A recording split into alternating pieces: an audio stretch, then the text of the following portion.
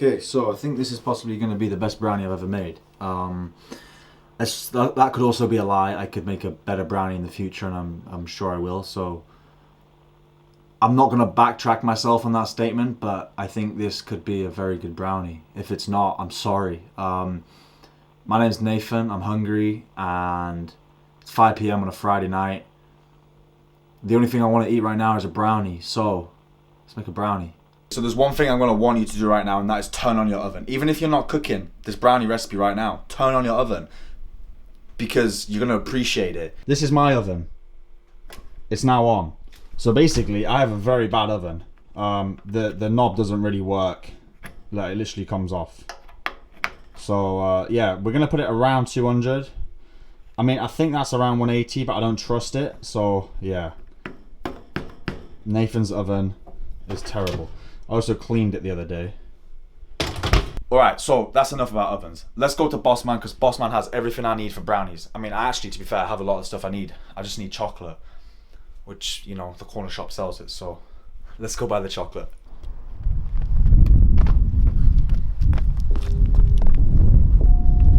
That was very unnecessary. Oh, I forgot my mask.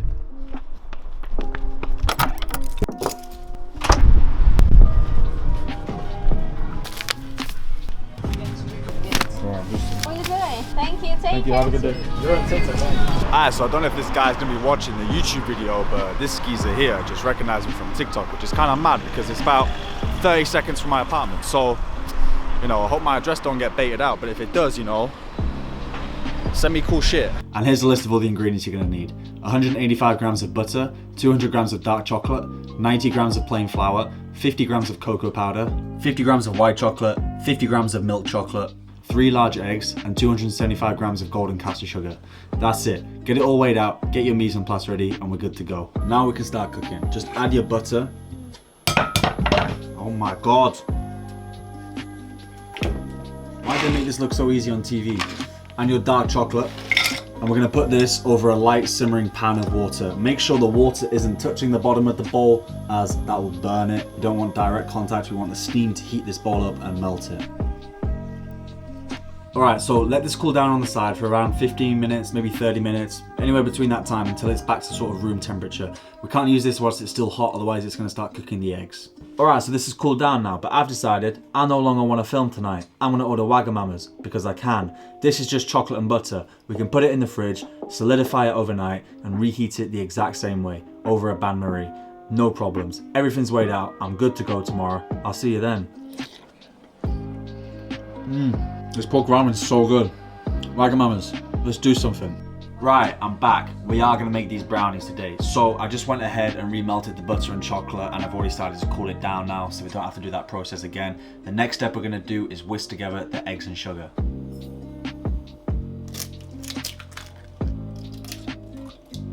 Now, if you have watched the last few YouTube videos, you know I've only been using this tiny little whisk. So I went ahead and got a new whisk. I'm very happy with my new purchase. It looks good. What should we name the new whisk?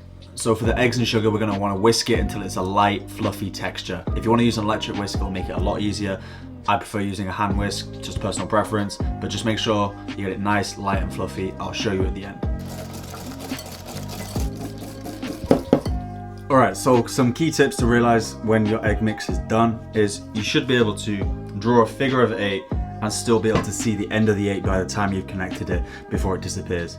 The mixture should be lighter in color because of the air you've added, and it should be double, maybe a little bit more in size. The next stage is very important. We don't want to be overworking the mixture, we just want to fold it in nice and gently. We're going to pour the chocolate and butter mixture, which is now cooled down, into this, fold it in, incorporate it, and then we're going to sift.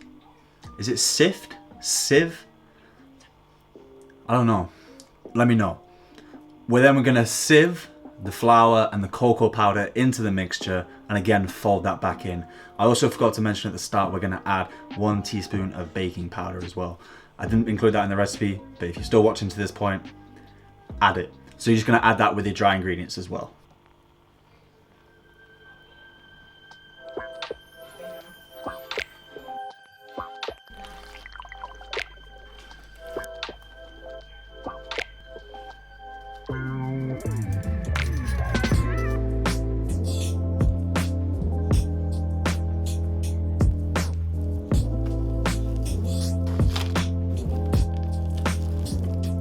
So I very badly lined this dish, but if I was you, I would line your dish whilst you're waiting for your chocolate and butter to cool down so you're not wasting your time, and yeah, it just makes your life easier.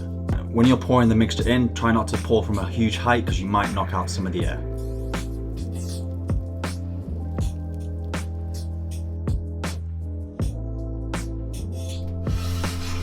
So after 30 minutes, we're gonna check it and we're gonna see if it's cooked inside or not. Brownies are difficult. It depends if you like a fully cooked brownie or if you like a slightly gooey brownie. Afterwards, then I'm probably gonna let it rest for around an hour to an hour and a half. In the meantime, do your washing up. And by washing up, I mean lick the spatula. Basically, you don't have to worry about raw eggs. We're all good in the UK. I know someone that's gonna appreciate this a lot more than me though.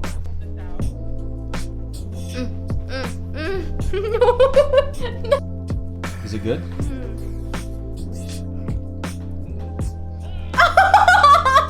Alright, so full transparency and honesty with you. I burnt it a little bit on the edges because after the 30-minute timer, I was still editing on my laptop this exact YouTube video right now, and it was in there for probably an extra 10 minutes on the high shelf. That is the reason why it's a little bit blackened on the edges. It wouldn't have happened if I took it out after like 30-35 minutes, but it did. We're gonna let this sit now for around an hour to an hour and a half in the container to cool down. It is gonna sink, and that's okay because that's actually gonna compact the brownie more and make it a little bit gooey inside. I'm not sure if this is gonna be gooey inside because I did overcook it a little bit. It's okay, it's food, it's delicious. We're not gonna cry over it.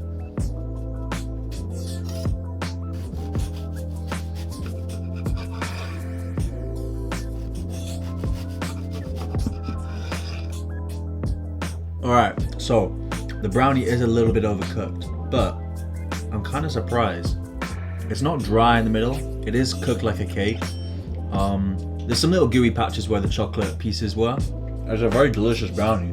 Unfortunately, this brownie isn't the best brownie I ever made, like I said at the beginning of the video. So, I think that means we're gonna have to revisit the brownie in a future YouTube video. I'm happy with it, I'm gonna eat it, but I know I can do better.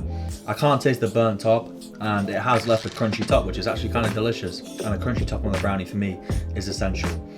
I would have liked a bit more of a gooiness inside, but that's just because it was overcooked a little bit. So when you are cooking this, cook it for 30 minutes and check it. Please don't cook it for longer like I did.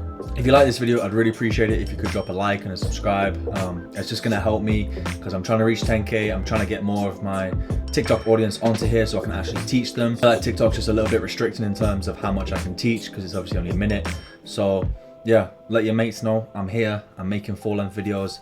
I'm trying to up it to 2 a week, but I'm definitely gonna stick to Mondays. So thanks for watching, and I'll see you in the next video.